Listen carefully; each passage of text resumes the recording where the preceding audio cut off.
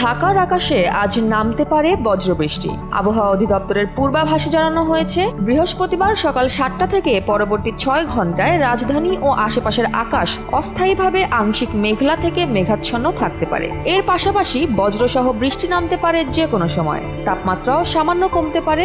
দক্ষিণ ও দক্ষিণ পূর্ব দিক থেকে ঘন্টায় 10 থেকে 15 কিলোমিটার বেগে বাতাস প্রবাহিত হতে পারে।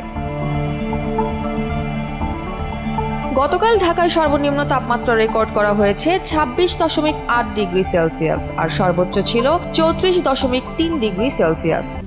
RICL TMX, যুগের পর যুগ স্থাপনা থাকে মজবুত। এ সময় বাতাসের আর্দ্রতা ছিল প্রায় 98%।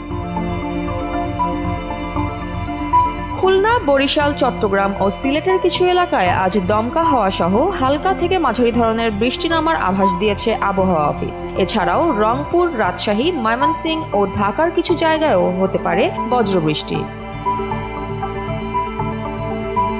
আবহাওয়া অধিদপ্তরের সর্বশেষ পূর্বাভাস অনুযায়ী সারা দেশে কোথাও কোথাও মাঝারি ধরনের ভারী বর্ষণও হতে পারে আজ। তবে দিনের তাপমাত্রা প্রায় অপরিবর্তিত থাকবে এবং রাতের তাপমাত্রা সামান্য বাড়তে পারে বলে জানিয়েছেন বিশেষজ্ঞরা। তাই রাজধানী সহ সারা দেশে আজ বৃষ্টি নামার সম্ভাবনা থাকায় নাগরিকদের সতর্ক থাকার পরামর্শ দিয়েছেন আবহাওয়াবিদরা।